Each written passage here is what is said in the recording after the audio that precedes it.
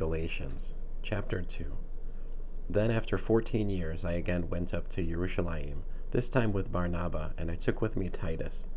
I went up in obedience to a revelation, and I explained to them the good news as I proclaim it among the Gentiles, but privately to the acknowledged leaders. I did this out of concern that my current or previous work might have been in vain. But they didn't force my Gentile companion Titus to undergo Brit Milah circumcision.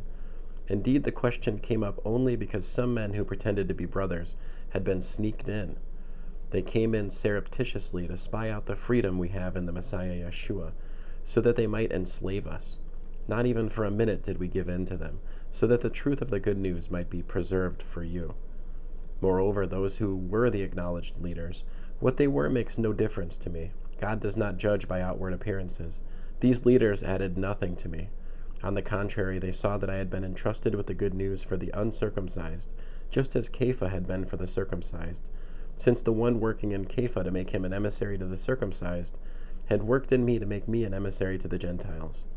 So having perceived what grace had been given to me, Yaakov, Kepha, and Yochanan, the acknowledged pillars of the community, extended to me and Bar-Nabba the right hand of fellowship, so that we might go to the Gentiles, and they to the circumcised.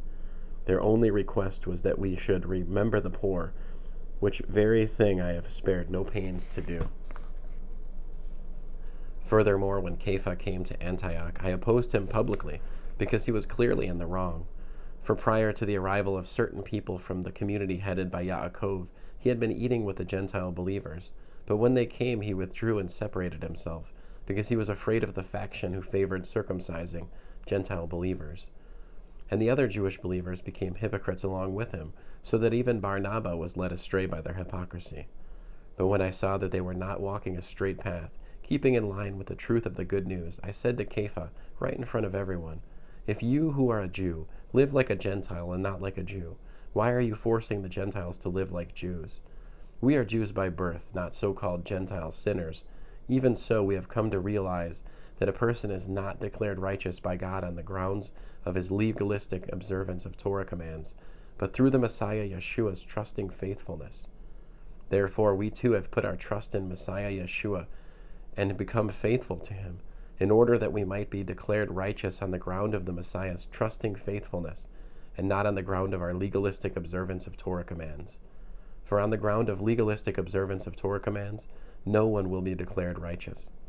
But if, in seeking to be declared righteous by God through our union with the Messiah, we ourselves are indeed found to be sinners, then is the Messiah an aider and abetter of sin? Heaven forbid. Indeed, if I build up again the legalistic bondage which I destroyed, I really do make myself a transgressor. For it was through letting the Torah speak for itself that I died to its traditional legalistic misinterpretation, so that I might live in direct relationship with God. When the Messiah was executed on the stake as a criminal, I was too, so that my proud ego no longer lives. But the Messiah lives in me, and the life I now live in my body, I live by the same trusting faithfulness that the Son of God had, who loved me and gave himself up for me. I do not reject God's gracious gift, for if the way in which one attains righteousness is through legalism, then the Messiah's death was pointless. I'll repeat the last verse, 21. I do not reject God's gracious gift, for if the way in which one attains righteousness is through legalism, then the Messiah's death was pointless. End of Galatians chapter 2.